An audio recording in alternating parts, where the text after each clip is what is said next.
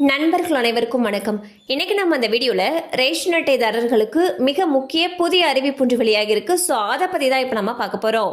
தமிழகத்தில் ரேஷன் கார்டுகள் மூலமாக ஏழை எளிய மக்களுக்கு அரிசி, பருப்பு, எண்ணெய் போன்ற பொருட்கள் மலிவு விலையில் வழங்கப்பட்டு வருகிறது. அதோடு அரசின் பல திட்டங்களை பெறுவதற்கும் ரேஷன் கார்டுகள் ஒரு முக்கியமான ஆவணமாக இருக்கிறது. தமிழகத்தில் தற்பொழுது புதிய ரேஷன் கார்டுகள் வழங்கும் பணிகள் நடைபெற்று வருகிறது.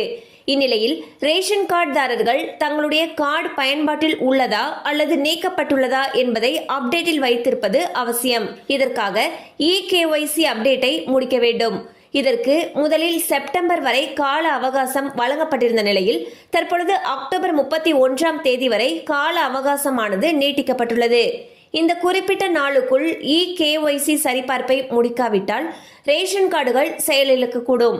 எனவே தமிழ்நாடு அரசின் TNPDS இணையதளத்தில் EKYC அப்டேட்டை சரிபார்த்து கொள்ள வேண்டும். மேலும் குறிப்பிட்ட நாளுக்குள் EKYC சரிபார்ப்பை முடிக்காவிட்டால் ஏழை எளிய மக்களுக்கு பொருட்கள் வழங்குவதற்காக 6 மாதங்களுக்கு மேலாக செயல்பாட்டில் இல்லாத கார்டுகள் ரத்து செய்யப்படும். ஸோ வந்து பார்த்தீங்கன்னா உங்களுடைய ரேஷன் கார்டில் EKYC அப்டேட்டை முடிக்கணும்னு சொல்லியிருந்தாங்க. இதுக்கு முன்னாடி செப்டம்பர் இறுதி வரை கால அவகாசம் கொடுத்துருந்தாங்க. தற்பொழுது அதை எக்ஸ்டெண்ட் பண்ணியிருக்காங்க. அதாவது அக்டோபர் 31ஆம் தேதி வரை இந்த கால அவகாசத்தை நீட்டிச்சிருக்காங்க. அதுக்குள்ள உங்களுடைய ரேஷன் கார்டுடைய EKYC அப்டேட் பண்ணணும்னு சொல்லியிருக்காங்க.